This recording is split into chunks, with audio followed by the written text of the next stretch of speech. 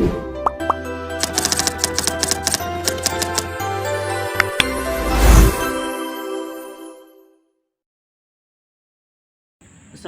warahmatullahi wabarakatuh. Balik lagi sama saya Zulkifli di Tugas Senin Jurnal Part 11, di mana saya akan mereview atau mengulas kembali tentang materi yang sudah dijelaskan di minggu lalu. Di minggu lalu itu membahas tentang panduan lengkap penulisan atau penyusunan TOR untuk peliputan berita dan artikel di media sosial. Yang pertama itu ada strategi persiapan peliputan berita. Jadi ada 3 tahap nih dalam strategi persiapan peliputan berita. Yang pertama ada rapat redaksi. Nah, rapat redaksi ini adalah langkah awal yang dilakukan dalam peliputan berita dan penentuan tulisan artikel dalam rapat redaksi. Nah, dalam rapat redaksi ini membahas tentang penentuan isu atau topik, identifikasi isu, terus ada penentuan wartawan, ada riset isu secara keseluruhan, ada menentukan angle penulis, ada menentukan narasumber, terus ada deadline atau batas waktu yang ditentukan. Kedua ada peliputan berita.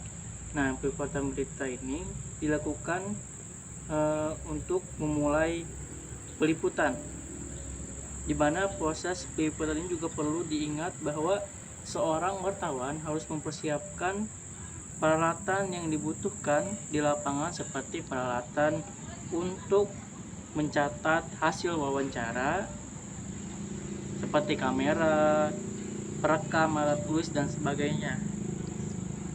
Nah, dalam peliputan ini juga ada tahap-tahap atau cara-cara. Yang pertama ada observasi, kedua ada wawancara atau interview, yang ketiga ada riset kepustakaan. Nah, yang ketiga ini adalah penulisan. Nah, setelah rapat redaksi dan peliputan berita, tahap akhir adalah peliputan, di mana di sini informasi yang telah dikumpulkan dijadikan naskah, terus ditulis yang mengandung 5W atau 5W dan 1H. Nah, selanjutnya ada dari definisi TOR. Nah, apa sih TOR itu? TOR adalah Terms of Reference. Nah, secara bahasa itu diartikan sebagai kerangka acuan kerja atau keinginan, maksud, dan gagasan. Nah, secara istilah, TOR itu adalah sebuah deskripsi umum yang mengatur hal-hal pokok yang dapat dijadikan pedoman dalam bekerja. Nah, selanjutnya ada langkah-langkah untuk pembuatan TOR. Pertama ada menentukan topik. Nah, penentuan topik ini adalah memilih topik yang relevan dan memiliki nilai berita, serta dapat ditemukan melalui sumber berita, peristiwa terkini, dan atau isu-isu yang sedang trending dan hangat dibicarakan. Selanjutnya ada identifikasi masalah.